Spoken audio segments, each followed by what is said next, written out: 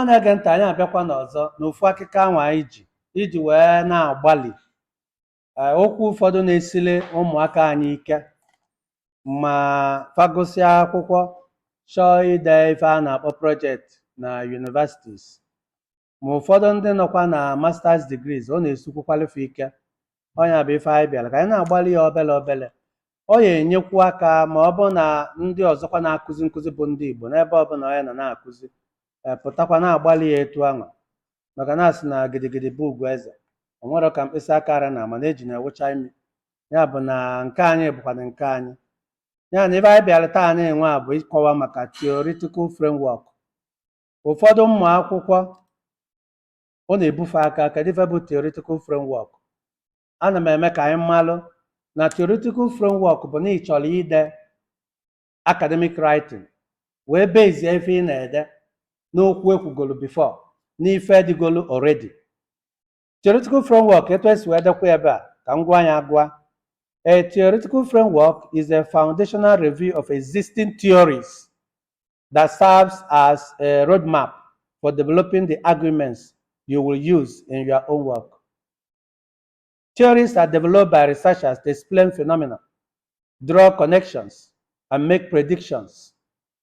In a theoretical framework, you explain the existing theories that support your research, showing that your work is grounded in established ideas. Elozokwana na ife anyị na-akọwa bụ ife ndị ọcha kwuru ka esi eme research. Ya ka anyị ji wee kpọọ onye Igbo research methodology. Ife niile anyị na-akọwa ebe bụ ka ndị ọcha kwuru maka na ofe a bụ ndị nyere anyị English. Ndị nna nna anyị nwa bụ nke fa kwuru kwere na ya bụ mmadụ maka eji akpa anyị mma ndụ. Onye nọrọ tosi ọmụta nwa ọ kụziele nwa ya orally nekwa ife kwesịrị imenụ na ife na-ekwesịrị imenụ. Nke nna nna anyị fa ọkwa nke bụ nke m kwelụ na ya ewekpọ mma ndụ. Onye kpatara na efe ederede ọdịde fada bụ mụ na gị dị ndụ tata maka na mmadụ mụtara m. Mmadụ mụtara onye mụtara onye mụtara onye mụtara m maka gị na fa believe na ọgịga fa believe na gịnị mmadụ ọ bụrụ na ọdịde mana ndị ọcha bụ nke fa believe na ọdịde aka fa ji wee kọwara anyị ka esi ede. Ya bụ na ebe na theoretical framework ife ọpụta bụ na onweghị ife ekwuru before onweghị ife edelụ na that topic ị na-achọ. Ya bụ na ịchọzi ide nke gị n'ihi ebezi ya argument na nke dịgodu before i wee chọọ idenụ. Ya bụ theoretical framework. Onwego theory emere establish. Let me explain it loosely. Imagine ị na-ede maka Nigerian system of education. Already enwegoni system of education na Nigeria. Enwe kindergarten, how many years fa na-agụ? Enwe primary school, how many years fa na-agụ? Enwe secondary school, how many years fa na-agụ? Enwere university, how many years a na-agụ depending on the course. Mana ngị nwa chọzili idenụ wee chọọ na years a na-agụ agụsịa na ada enweta ọlụ nya anya ife ọpụta bụ na o nwere ife ịchọ itinye na nke gị. Mana a na-akọwazi na theoretical framework bụ ife ọpụta bụ na ikwesị ibezi ife ị na-akọ na nke ndị kọgolunu ka before. Ikwesị ibezi mana na already na Nigerian educational system na-enwerago standard nwee arọ one mmadụ na-agụ ka anyị were ya dịka theoretical framework. Ife dịgolunu already before i wee chọzie itinye nke gị. Ife dịgodunu already ị na-enegala anya wee chọọ ka itinye changes wee chọọ na o nwere ife ịchọ ka aha dị ya na ife dịbunu before. Theory anwa ka a na-asị na ọnya bụ theoretical framework ị nere anya ya torchlight. Mana ịbịazịa kedu ife dị iche na conceptual framework.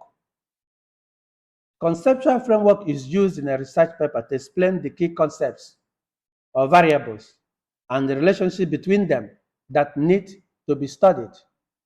Conceptual framework means a researcher's perception about the research problem. It is still an arranged and self-explanatory method drafted for the readers. Okay, ka ife ọpụta conceptual framework bụ na ife ahụ ị na-ede nke gị. Ịnega anya na theoretical framework mmadụ na primary school bụ 6 years. Ịbịazie na conceptual framework i wee nele anya n'ebe ọ dị 6 years kedu ife ịchọ itinyelunu. Maybe na ịchọrọ ka nke gị ife ịchọ ka echenji ya Nigerian educational system ka ọ bụ onye gụsịa before ụmụaka anyị finish primary school na fa adịgo self-employed, i wee sị mba na-echọ ka etinyere 7 years na ọbọzi 6.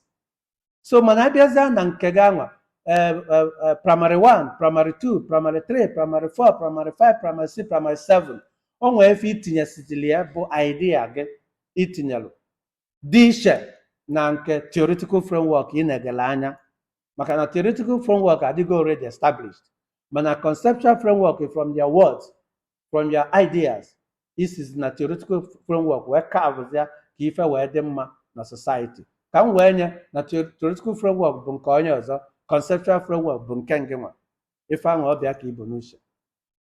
Eji m n'aka na obere nkọwa anụnwa rutụrụ onye ọbụla, maka na esi etu a na-akọwa ya, o nwekwa ndị ya aka kọwakwa ya ọfụma karịa ka m si kọwa, mana ife anyị chọrọ bụ ka anyị pụtaba n'ama soshal midia wee nwee ike inyere ụmụ anyị aka wee na-agbalị ife ụfọdụ n'ala Igbo, maka na ọ ya enye aka ka anyị wee na-aghọta ya ọfụma.